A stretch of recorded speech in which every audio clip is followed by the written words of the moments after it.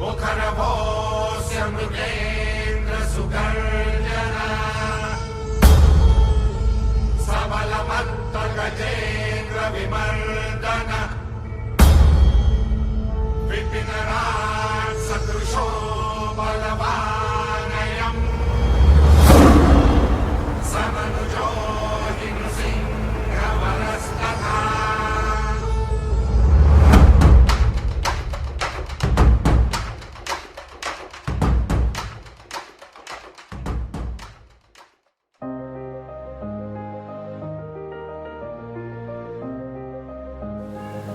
अरे आप लोग आ गए।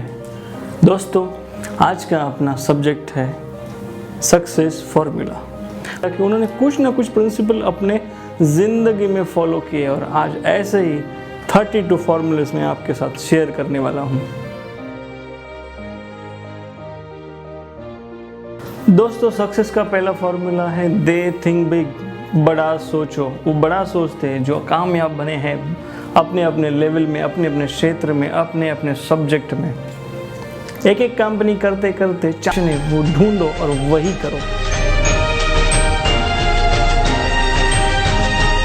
They decide what will they do and what not. दोस्तों, मैं मेरे बिजनेस कोचिंग में सबसे पहली बात ये सिखाता हूँ कि पहले तुम्हें क्या करना है और क्या नहीं। बिकॉज अगर आपको जिंदगी में कैपेसिटी का इस्तेमाल कीजिए और सक्सेसफुल एंटरप्रेन्योर बनिए। They always maintain a positive mental attitude. Positive mental attitude यानी सकारात्मक सोच। सकारात्मक सोच, positive mental attitude. What is positive mental attitude? Employee छोड़ के गया, कोई प्रॉब्लम नहीं, नया आएगा, नई सोच लेके आएगा, नया इनोवेशन पे काम करेंगे। प्रोडक्ट लॉस हो गया, प्रोडक्ट में प्रॉफिट नहीं, कोई बात नहीं, नया प्रोडक्ट लेके। They keep healthy themselves. ये सभी लोग अपने आप को फिट रखना पसंद करते हैं। बिकॉज फिटनेस के बाद ये एक्चुअली सक्सेस के मायने तभी होते हैं, तभी उसको एंजॉय किया जा सकता है जब आप रियली फिट हो। तो फिट रखना हर एक एंटरप्रेन्योर्स की ये जिम्मेदारी है। और मैं अपने बिजनेस कोचिंग में और ट्रेनिंग में एंटरप्रेन्योर्स को हमेशा बताता हूँ कि अपने आप को फिट रखिए। छू ले आसमां, ज़मीं की तलाश न कर।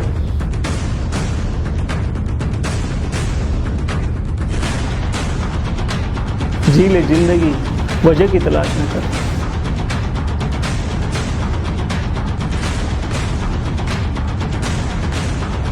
अकेला ही सही, बढ़ता जा अपनी मंजिल की ओर। मुश्किलें तो मिलेगी बहुत, मुश्किलों में खुद को तलाश न कर।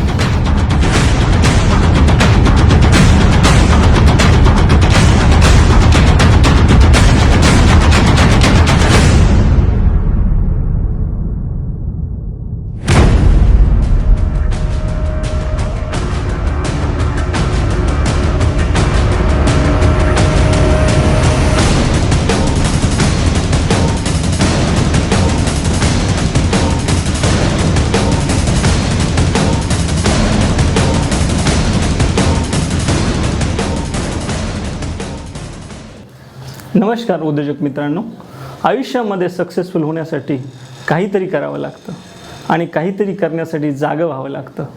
उद्योजकतेमध्ये मात्र असं नाही। उद्योजकतेमध्ये काहीतरी करण्यासाठी खडबडून जागं व्हावं लागतं आणि असंच खडबडून जागं करणारा माझा हा प्रोग्राम म्हणजेच उद्योजकांनो जागे व्हा। तो माझ्या मर्जीप्रमाणे काम करू शकतो आणि कामाचा आनंद घेऊ शकतो।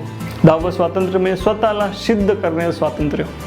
नोकरीमध्ये एक लिमिटेड सर्कलमध्ये लिमिटेड ॲक्टिव्हिटी करत असताना ते सिद्ध करता येत नाही आणि तिथे कुठेतरी घुसमट होत असते आणि त्याला वाटतं की हे स्वातंत्र्य मला फक्त आणि फक्त माझ्या बिझनेसमध्येच मिळू शकतं आणि म्हणून तो स्वतःला सिद्ध करण्यासाठी बिझनेसमध्ये येतो।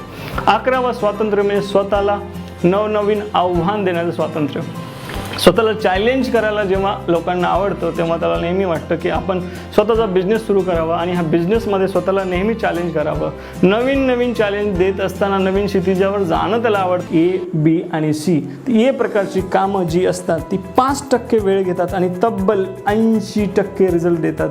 तर बी प्रकारची ही कामं जी असतात ती 15% वेळ घेणारी असतात तुमची आणि 15% रिझल्ट देणारी असतात। तर सी प्रकारची ही जी कामं असतात ती 80% वेळ घेणारी असतात असतात आणि 80% वेळ घेण्याच्या मोबदल्यात केवळ आणि केवळ 5% रिझल्ट देतात. तर अशी ही कामं आपण 3 प्रकार डिवाइड करतो. परंतु मित्रांनो, ए आणि बी प्रकारची जी कामं तुम्ही बघितली तर केवळ 20% रिझल्ट टाईम घेणारी असतात आणि 95% रिझल्ट देणारी असतात. तर ही जी ए आणि बी प्रकारची कामं आहेत ही फक्त तुम्ही करायची असतात.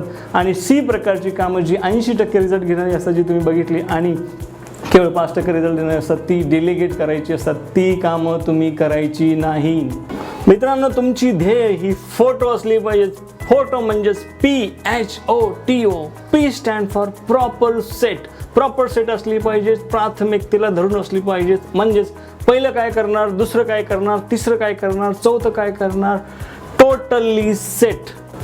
मित्रांनो, H stand for healthy. Healthy म्हणजे मोठी आणि मजबूत असली पाहिजेत. मजबूत आणि मोठी भव्यता त्यामध्ये असली पाहिजे तुमच्या ध्येयामध्ये. मित्रांनो, ओ स्टँड फॉर ऑपरेशनेबल म्हणजे ऑपरेट करण्याजोगे. तुम्ही जी ठरवलेली मोठी ध्येय, मजबूत ध्येय, भव्य ध्येय ही करण्याजोगी निश्चित असली पाहिजेत, हे लक्ष ठेवा. मित्रांनो, T stand for time bound. तुम्ही जी ध्येय ठरवणार आहात त्याला टाईम बाउंड कुठेतरी म्हणजे वेळेचं बंधन असलं पाहिजे. 3 वर्षात काय करणार, 6 महिन्यात काय करणार, 12 महिन्यात काय करणार, 15 महिन्यात काय करणार, वेळेचं बंधन त्याला नक्कीच असलं पाहिजे. मित्रांनो, O stand for open for any challenges. तुम्हाला आव्हान देणारी तुमची ध्येय असली पाहिजेत. Open for any challenges. तर तुम्ही जी ध्येय ठरवाल त्यासाठी ते तुम्हाला नेहमी चॅलेंज करणारीच असावीत. मित्रांनो, यशस्वी उद्योजकतेचा पुढचा मंत्र म्हणजे सॉर्ट ॲनालिसिस करणं. आणि हे सॉर्ट ॲनालिसिस तुम्ही स्वतः देखील करू शकता. S stand for strength. तुमची स्ट्रेंथ काय आहे ती अगोदर लिहा. W stand for weakness. तुमचे वीकनेसेस लिहा. O stand for opportunities. तुमची स्ट्रेंथ आणि वीकनेसला धरून सध्या तुमच्याकडे काय ऑपॉर्च्युनिटी आहे ते लिहा. T stand for threats. भीती काय, तुम्ही जर असेच राहिलात, काही चेंज नाही झालं, काही बदल नाही झाला, काही ट्रेनिंग नाही घेतलं, कोणती पुस्तकं नाही वाचली, कोणती ऑडिओ नाही तुम्ही ऐकली, तर तुम्ही जर असेच राहिलं तर काय भीती उद्भवू शकते. विश्वास जी, मैं एक बिजनेसमैन हूँ. पिछले 20 सालों से बिजनेस कर रहा हूँ. हम हमारे प्रोडक्ट बेचते हैं. हाँ, कभी सेल कम होता है, कभी सेल ज़्यादा होता है. लेकिन सेल कम हो गया तो उसको वापस उठाना यानी उसको बढ़ाना बहुत ही मुश्किल हो जाता है. आपका जो सवाल है वो सवाल आपका नहीं तो आपके जैसे हज़ारों लाखों एंटरप्रेन्योर्स का यही सवाल होता है. तो मुझे ये यहाँ पे बताने में आपको बहुत आनंद होगा कि आप जो कह रहे हो कि आपका अगर सेल एक बार बढ़ जाता है और फिर गिर जाता है और फिर उसको बढ़ाना डिफ़िकल्ट होता है, इसका मतलब वो सेल आपके कंट्रोल में नहीं है. वो जो सेल बढ़ गया है वो उसकी वजह कुछ और है. यानी वो एक सीजनल सेल हो सकता है, यानी हो सकता है कि आपके कॉम्पिटिटर का प्रोडक्ट अवेलेबल नहीं और इसके लिए आपका प्रोडक्ट बिक रहा है. इस केस में आप कुछ नहीं कर सकते. कंपनी ग्रो कर सकती है तो आपको प्राइसिंग रिस्ट्रक्चर करना पड़ेगा. थैंक यू विश्वास जी. इन्हीं बातों के लिए तो मैं आपके पास आया था. मुझे सारे सवालों का जवाब मिल गया. विश्वास जी, मैं सेल्स इंडस्ट्री से हूँ और मुझे आपसे ये पूछना था कि मैं जब 10-12 लोगों को कन्विंस करने जाती हूँ तब जाके 1 या 2 लोग कन्विंस होते हैं और इस चीज़ की वजह से मैं बहुत डिसअपॉइंटेड हूँ और अभी ये सोच रही हूँ कि इस इंडस्ट्री में करियर करना चाहिए या नहीं. तो आप कुछ एडवाइस दे सकेंगे? पहले तो मैं आपको कॉन्ग्रेचुलेशन कहना चाहूँगा बिकॉज आपने सेल्स में आने का डिसीजन लिया. जब इंट्रोडक्शन आप देते हैं ये मोर ऑफ जब आपकी अपॉइंटमेंट होती है तभी होता है. उसमें पहला मुद्दा आता है ओपनिंग. एक सही ओपनिंग करना और ओपनिंग के बाद आता है एस्टैब्लिश इनिशियल क्रेडिबिलिटी. ओपनिंग में करीब 7 से 8 पॉइंट आते हैं जो ओपनिंग है. तो ओपनिंग में मैं अलग से उसको एक्सप्लेन करूंगा, लेकिन ओपनिंग बहुत ही स्ट्रांग और दमदार होनी चाहिए और पॉजिटिव तरीके से होनी चाहिए. तीसरा पॉइंट आता है क्वेश्चनिंग. क्वेश्चनिंग ये आमतौर पर आपका एक बार रैपो बनने के बाद ही आती है. क्वेश्चनिंग में ये क्वेश्चनिंग इसके लिए की जाती है कि आइडेंटिफाई नीड्स. आप कस्टमर के पास गए हो तो कस्टमर को ये पता चलना चाहिए, कस्टमर की नीड पता चलनी चाहिए. इसके लिए आपको उससे कुछ परमिशन लेनी होगी. सर क्या मैं आपको कुछ सवाल पूछ सकती है में होता है, वो ऐसे कुछ रेफरेंस आपको देगा जिसके वजह से आपका सेल्स बढ़ सकता है. तो दोस्तों ये जो 7 पॉइंट मैंने कहा एक सेल्स बाय डिज़ाइन का ही हिस्सा है. दोस्तों सेल्स का जो हमने 7 स्टेप ऑफ सेल्स प्रोसेस देखी उसमें जो अप्रोच जो हिस्सा है, अप्रोच में आपका अप्रोच दूसरों से अलग होना चाहिए. आपके जो बोलने का तरीका है, आपका जो फ़ोन करने का तरीका है, आपका जो बात करने का तरीका है, परसेंट लो सेल, ज़्यादा मेहनत, ज़्यादा टाइम का इन्वेस्टमेंट और कम रिटर्न, छोटा रिटर्न। दूसरा, और जैसे मैंने ऑलरेडी कवर किया है, तीसरा जो है लो time investment, low efforts investment और हाई रिटर्न, कम से कम समय में ज़्यादा से ज़्यादा सेल्स मिलना। ये तीसरे टाइप के कस्टमर होते हैं, ज़्यादा से ज़्यादा बड़ी डील आपको देना। चौथे टाइप के जो कस्टमर्स होते हैं वो ज़्यादा टाइम के इन्वेस्टमेंट, ज़्यादा एफर्ट्स के इन्वेस्टमेंट और रिटर्न बहुत ही ज़्यादा। तो दोस्तों, as a professional salesman, as a successful salesman, आपको जो लास्ट की जो 2 कैटेगरी है, 3 नंबर और 4 नंबर कैटेगरी, जिसमें हम कह सकते हैं कि low time investment, low efforts and high sale, और चौथी जो थी high time investment, high effort but high sale. तो इस पे ही आपको फोकस करना है और आपका सेल्स बढ़ाना है। ये 4 टाइप के कस्टमर हमने ऑलरेडी देखे हैं।